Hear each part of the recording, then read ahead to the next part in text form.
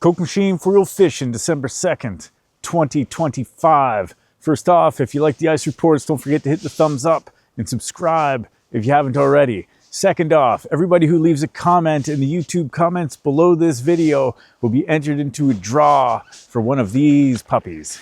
This here is a ling slayer.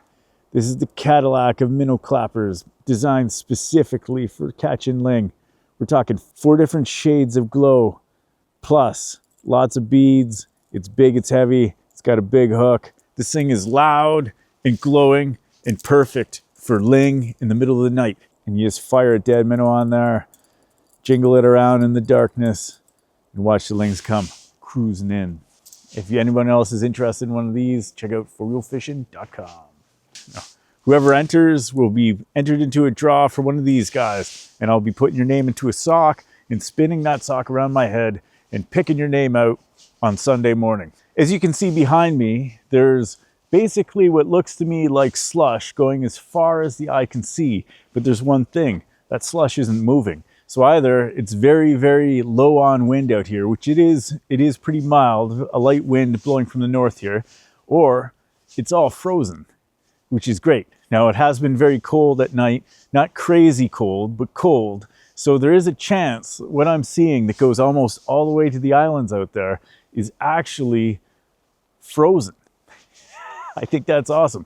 If it is slush, I imagine it's going to bunch up and there's going to be lots of bunching going on, but it looks like we've got some cold temperatures in the future, and as long as the wind doesn't get too crazy, we should be set up pretty good. Like I said, this is as far as I can see, but I have been deceived by this lake every year that I've done the ice reports. This is the 9th year that I've been doing the ice reports, and just in case you guys want to know, December 7th is the 9-year anniversary, okay? So as everybody knows who's been watching the ice reports for 9 years or 6 years or 5 years, is that on the anniversary, I eat a fancy piece of cheese.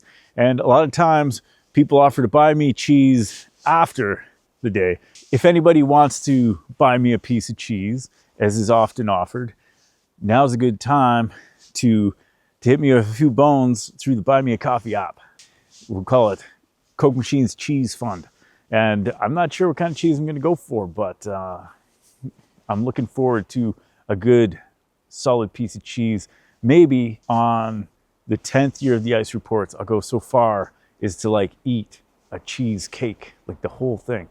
Right? Maybe not the whole thing, but as much as is humanly reasonable during an ice report. So that's December 7th. That'll be 9 years. 9 years I've been at it. If it wasn't still snowing here, I'd probably get my drone out and take a look at this. I also forgot to charge my drone batteries. I'd love to get a good look at this, but I did the whole drone course and all that stuff, and they tell you not to fly these things in the snow or in the rain.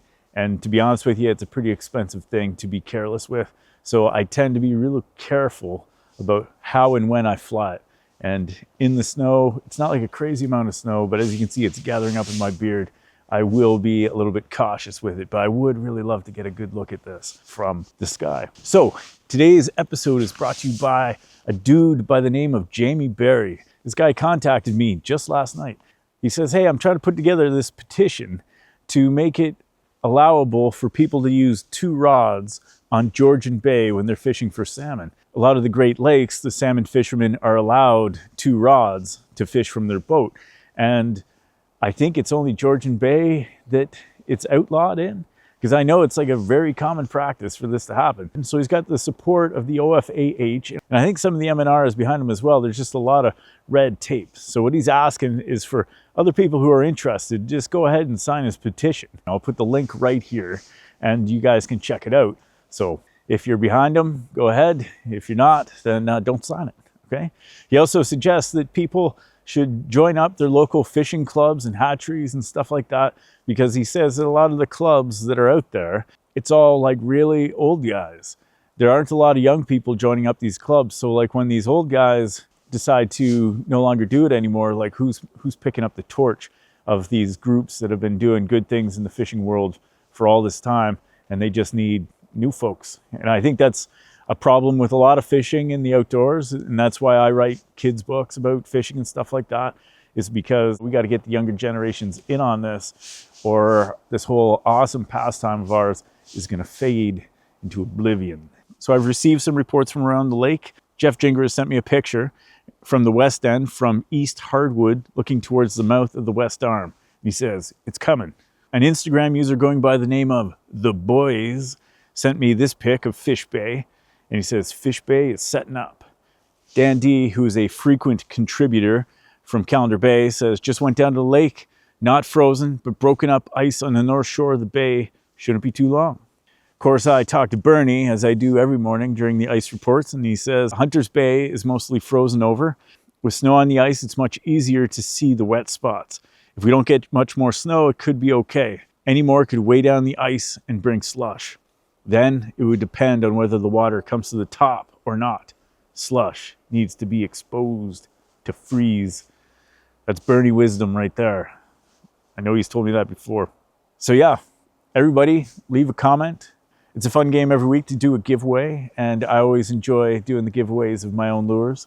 And if you're ever looking for any of these lures, just go to forrealfishing.com. And I do have some new lures coming down the line, and I will be putting new lures up all the time because I'm just always doing it.